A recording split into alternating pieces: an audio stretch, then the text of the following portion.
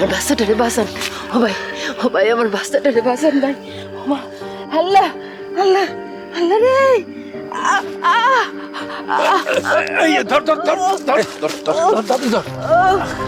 তারপর কি হলো? ওই বাচ্চাটার কি হলো? যুদ্ধের একেবারে শেষের দিকের কথা। বুড়িচংয়ে তখনও পাকিস্তানি আর্মির একটা ক্যাম্প ছিল।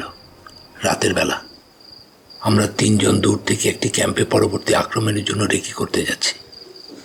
খবর পেয়েছি অনেক নারীদের আটকে রেখেছে ক্যাম্পের ভিতরে, তাই অতর্কিত আক্রমণ করতে পারছি না।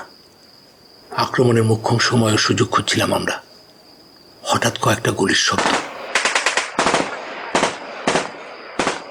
চমকে উঠলাম, ভাবলাম আমাদের লক্ষ্য করে মনে হয় ছুটছে, কিন্তু পর মুহূর্তেই এক মহিলার আর্তচিৎকার শুনতে পেলাম। আলো আধারিতে লুটিয়ে পড়তে দেখলাম মাটিতে। কিছুক্ষণ লুকিয়ে থেকে হামাগুড়ি দিয়ে জঙ্গলের মধ্যে দিয়ে সেদিকে আগাতে থাকলাম।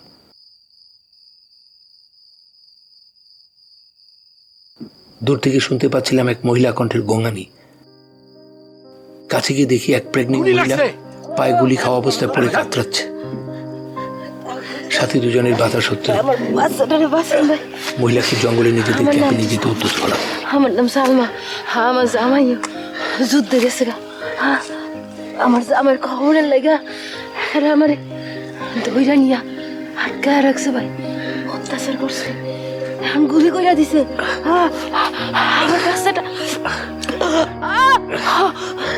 দুনিয়া শুনে লাগা ছটফট করতেছে ভাই। আমার বাচ্চাটারে বাঁচান। ও ভাই আমার বাচ্চাটারে বাঁচান ভাই। ও মা, আল্লাহ আল্লাহ আল্লাহ রে।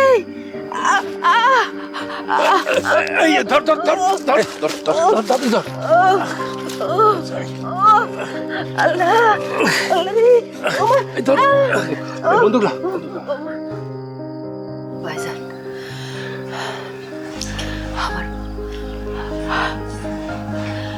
আমার মায়েরারে আল্লাহর রাস্তে বাঁচান।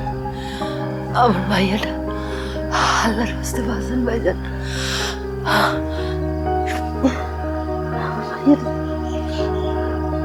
মায়েরারে বাঁচান।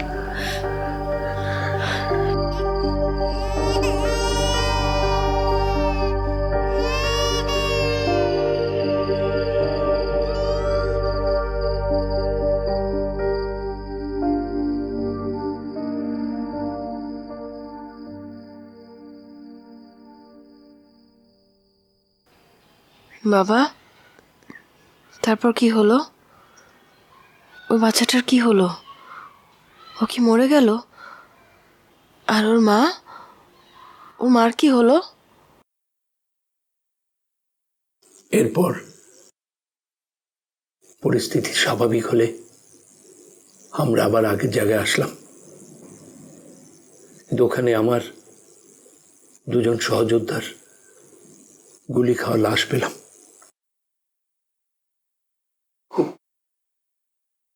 খুব নিজেকে অপরাধী মনে হচ্ছিল।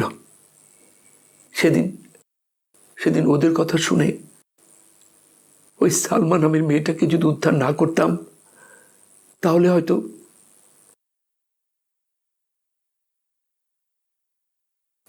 এরপর আর কোনোদিন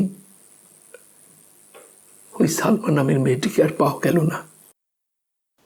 এতটুকু দুধের শিশুকে নিয়ে কি করব বুঝতে পারছিলাম না। কোনো উপায়ন্ত না পেয়ে বাচ্চাটাকে সে বুড়ি আমার বাড়িতে তার কাছে কয়েক মাসের জন্য থাকার ব্যবস্থা করলাম। যুদ্ধ একসময় শেষ হলো। স্বাধীন দেশের পতাকা উড়িয়ে বীরের বেশে বাড়িতে ফিরলাম।